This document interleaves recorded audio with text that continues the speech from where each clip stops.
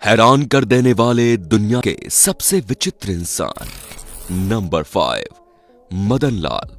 मदन लाल एक ऐसी इंस्पिरेशनल शख्सियत है जिन्होंने हर चुनौतियों को पार करते हुए बिना हाथों के एक प्रोफेशनल टेलर बनकर अपने आत्मबल का परिचय दिया। 46 वर्षीय मदन लाल हरियाणा के फरीदाबाद से हैं।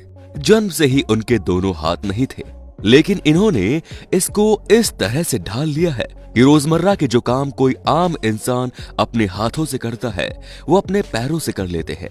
अब वो अपने प्रतिभाशाली पैरों की मदद से अपने गांव में कपड़े सिलाई का काम करते हैं। मदन कहते हैं कि मेरी जिंदगी का हर काम मैं अपने पैरों से ही करता हूँ। सिलाई के लिए कपड़े काटने से लेकर नपाई तक हर काम मैं अपने पैरों से करता हूँ।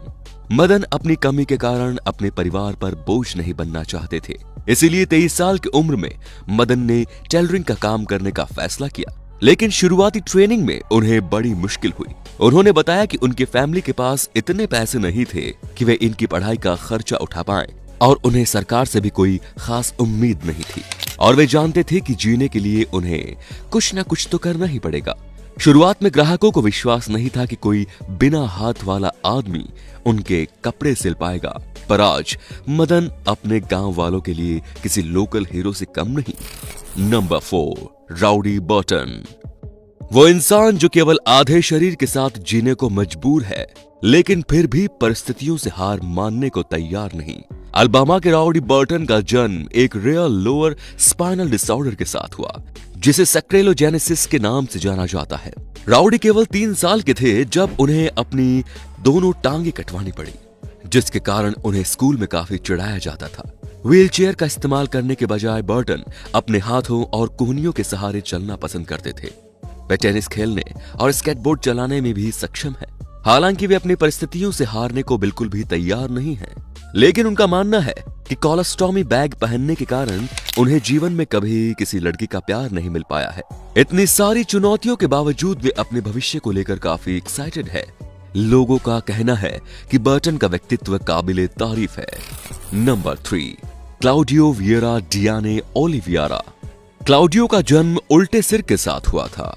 इनके हाथ और पैर जन्म से ही काफी ज्यादा विकृत थे, और डॉक्टरों ने तो क्लाउडियो के माता पिता को ये तक कह दिया था कि उन्हें क्लाउडियो को मर जाने देना चाहिए। लेकिन क्लाउडियो के जज्बे ने उन्हें मुश्किलों से लड़ने में काफी मदद की। आपको ये जानकर काफी हैरानी होगी कि क्लाउडियो ने 40 साल की उम्र में खुद के जीवन पर एक किताब लिखी है। ब्राजील के मोंट सैंटो में जन्मे क्लाउडियो अर्थरोग्रोपोसिस नाम की एक बहुत ही रेयर कंडीशन में पैदा हुए थे, जिसमें रोगी के जॉइंट्स आपस में फ्यूज हो जाते हैं, जिस कारण क्लाउडियो का सिर उल्टा हो गया है और गलत दिशा में घूम गया है। लेकिन बहुत ही कड़े अभ्यास के बाद इन्होंने अपने मुंह से पेन को पकड़कर लिखना सीख लिया, और अपनी शिक्षा पूरी करके उन्होंने आगे चलकर अकाउंटेंट के लिए क्वालिफाई किया।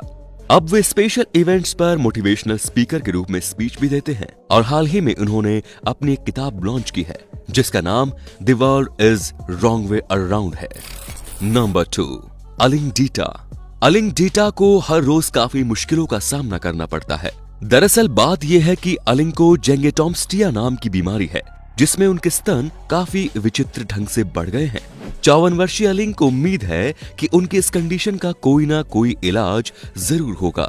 अलिंग को हर रोज अपने स्तन के बढ़ते वजन के कारण काफी परेशानियों का सामना करना पड़ता है। यहाँ तक कि उन्हें मार्केट में अपने साइज की ब्रा भी नहीं मिलती, और उन्हें लोगों से तरह तरह के कमेंट्स भी झेलने पड़ते हैं। इस सब की वजह से उनकी जिंदगी काफी चैलेंजिंग हो गई है।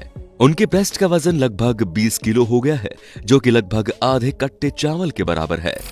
नंबर 1, स्मिता श्रीवास्तव। स्मिता श्रीवास्तव एक भारतीय महिला है जिन्होंने अपने बालों की लंबाई से कई रिकॉर्ड अपने नाम किए हैं। इनका सपना है कि एक दिन उनका नाम Guinness book of world records में भी शामिल किया जाए। स्मिता उत्तर प्रदेश की रहने वाली है, और वे भारत की सबसे लंबे बालों वाली महिला के नाम से जानी जाती हैं।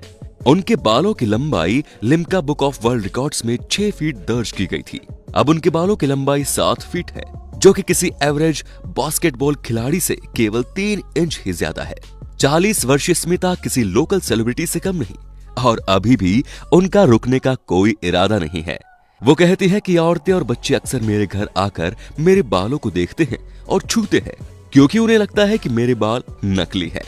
स्मिता श्रीवास्तव को बचपन से ही अपने बाल बढ़ाने का शौक था और उनके परिवार वालों और दोस्तों ने भी उनका काफी सपोर्ट भी किया।